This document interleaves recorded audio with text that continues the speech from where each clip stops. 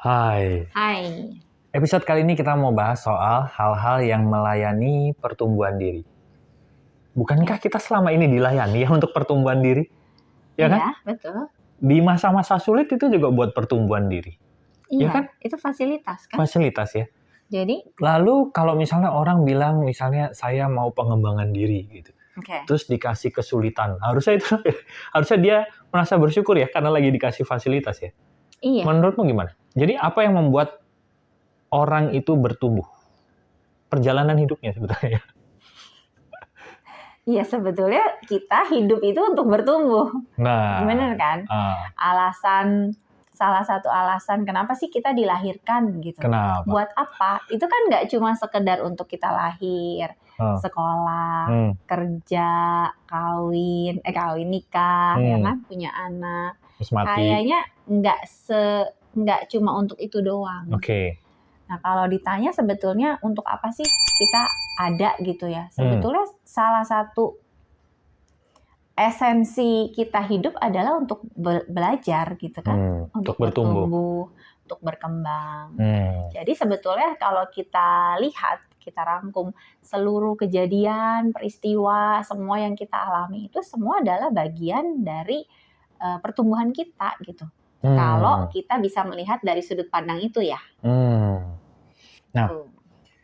kalau sebetulnya ya, kalau kita review ya, Mm-mm. pertumbuhan diri kita itu cukup mengalami akselerasi, ya, Oke, betul ya? ya. Itu saat kita merasakan susah sebetulnya, ya nggak sih? Ada yang bilang gitu kan, Ya. kayak katanya kita lebih banyak belajar dari kesulitan Nah, daripada kemudahan. kesenangan. Nah, tapi kan sebagian orang merasa bahwa pada saat mereka mengalami kesulitan itu bukan dimaknai sebagai sarana yang melayani pertumbuhan diri mereka, tapi dilihat sebagai sebuah kesengsaraan, sebuah hukuman, sebuah cobaan, sebuah ujian gitu ya. Mm-mm. Nah, lalu bagaimana untuk switching sudut pandang itu? Bahwa switching sudut pandang ini dalam arti mereka kita tuh benar-benar menerima ya secara hati ya. Iya. Karena ada yang ya udah diambil hikmahnya aja, tapi dalam Tapi hatinya sebenarnya mah sini kampret masih apa masih hikmahnya. komplain gitu ya. Iya. Kenapa sih? Nah, gimana melihat bahwa yang kita anggap sebagai kesulitan atau orang bilang cobaan ujian itu kita merasakan benar-benar bahwa itu adalah sesuatu yang melayani untuk pertumbuhan diri kita. Sebetulnya ini kita akan perlu kayaknya mundur ya. Mundur ke titik mana ya? Karena semuanya itu kan sebetulnya dimulai dari mindset. I see. Ya. Oke. Dari cara kita memandang. Cara kita memandang itu akan menentukan kita tuh melihat dari sudut pandang mana, sehingga menentukan juga kita dapat apa gitu. Itu ya. Nah, sebetulnya mungkin kita bisa mundur ke saya lupa, mungkin kita udah pernah bahas nggak ya sebelumnya, bahwa sebetulnya segala sesuatu di dalam hidup kita itu kita yang tarik. Oke. Ya kan, kita kayaknya udah sering bahas ya. What we think we become, what we feel we attract, what we imagine we create. Yeah. Sebetulnya kita jadi bisa melihat bahwa segala sesuatu yang datang itu sebetulnya adalah tarikan kita. Oke. Artinya, kalau ternyata yang datang itu adalah kesulitan, sebetulnya kan itu pertanda bahwa ada sesuatu di dalam diri kita yang menarik kesulitan itu datang, gitu kan. Jadi sebetulnya kalau mau dihubungkan dengan pertumbuhan, pasti kan kita mau bertumbuh dari keadaan yang nggak selaras jadi selaras. Keadaan yang merasa tidak berdaya jadi berdaya.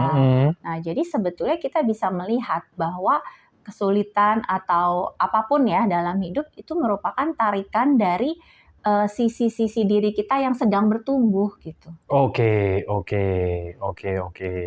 Ya kan? Ya.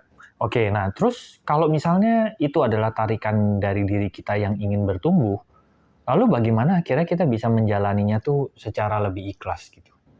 Ya tadi, balik ke sudut pandang bahwa itu adalah bagian dari pertumbuhan. Dan pertumbuhan itu selalu bergerak dari yang tadi, dari tidak bisa menjadi bisa, dari tidak berani jadi berdaya gitu kan. Berarti sebetulnya kita bisa melihat bahwa pertumbuhan ini semua ujungnya itu adalah hal-hal yang sebetulnya kita cari, ya kan? Keadaan berdaya, keadaan bisa, keadaan selaras, keadaan menikmati gitu kan, yang enak-enak gitu. Ujungnya tuh ke sana. Nah, kalau kita menyadari bahwa semua yang kita alami ini adalah ajakan kita untuk menuju ke yang enak-enak tadi, maka sebetulnya kita akan punya rasa yang berbeda saat kita menjalani. Beda kalau kita melihat bahwa yang nggak nyaman ini itu adalah ujian, siksaan. Kita pasti akan menjalani sengsara ya. Iya, akan bertanya-tanya kenapa saya gitu. Tapi kalau kita melihat bahwa oh ini adalah ajakan untuk kita bertumbuh, kita nggak lagi nanya kenapa saya, karena kita tahu oke, ini bagian dari diri saya yang memang sedang diajak bertumbuh gitu. Oke. Ya, sudut pandangnya bahwa di ujung akhirnya yang untung adalah kita gitu ya. Iya.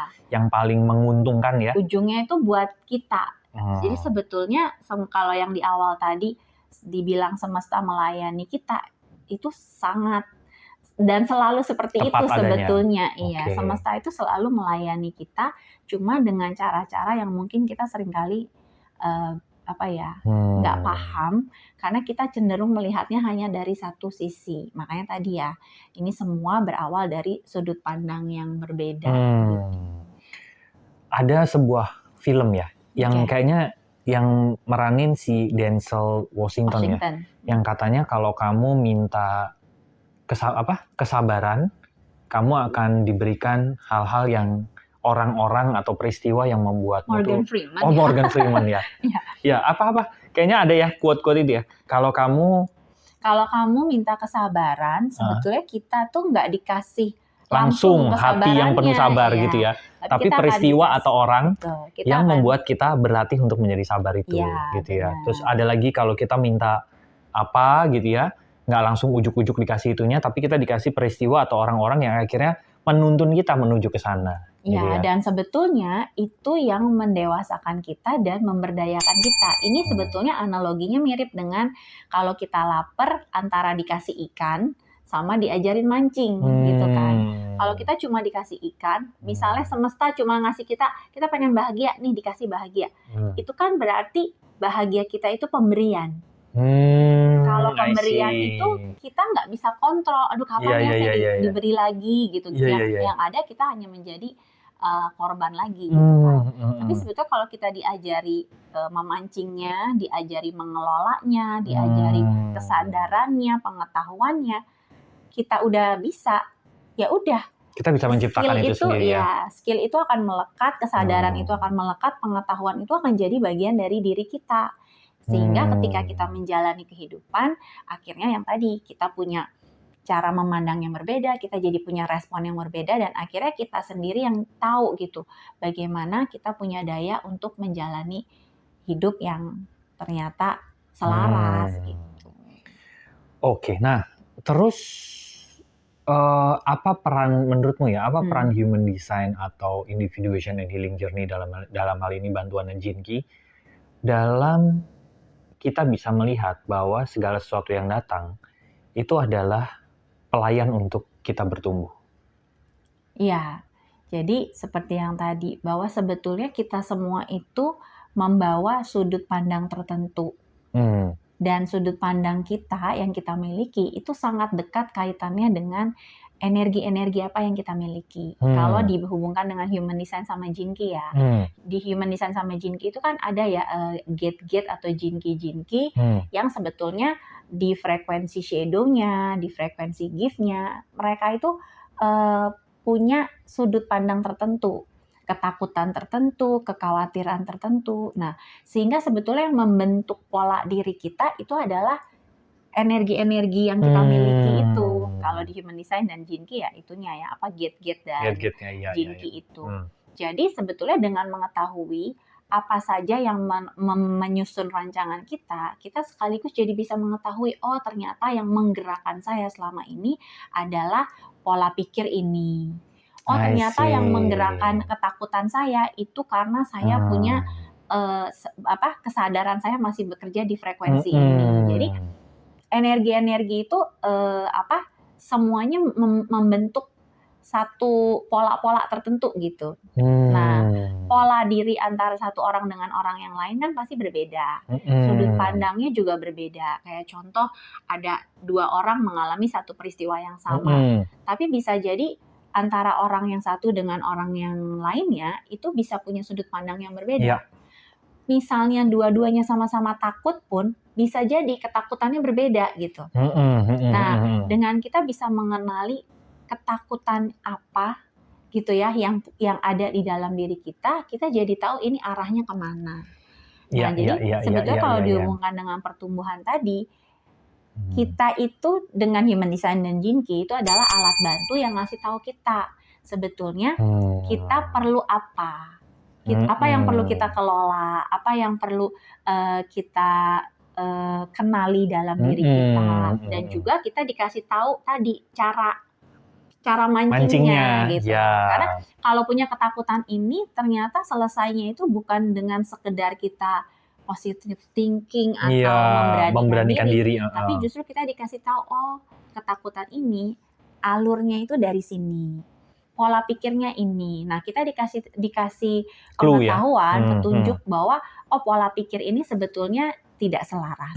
Yang selaras itu adalah pola pikir ini. Nah, sehingga akhirnya kita bisa menggunakan pengetahuan itu untuk mengelola diri kita. Jadi ketika ketakutan itu suatu hari muncul lagi, kita udah tahu apa yang bisa kita lakukan untuk mengasuh si rasa takut itu gitu. Nah, sebetulnya Human Design dan Gene Key banyak memberikan itu. Yang sesuai dengan cetakan kita ya. Iya, yang sesuai dengan cetakan. Nah, buat teman-teman yang mau tahu lebih lanjut tentang Human Design atau Gene Key, coba cek aja link di description ya, gitu ya. Siapa tahu ada hal-hal yang teman-teman butuhkan di situ, ada e-book yang Rusi udah tulis, atau nanti bisa private konsultasi juga sama Rusi, atau kita ngobrol-ngobrol di webinar Lompatan Hidup, gitu ya. Cek aja di link di description ya. Nanti kita ketemu lagi di episode mendatang. Thank you. Bye-bye. See you.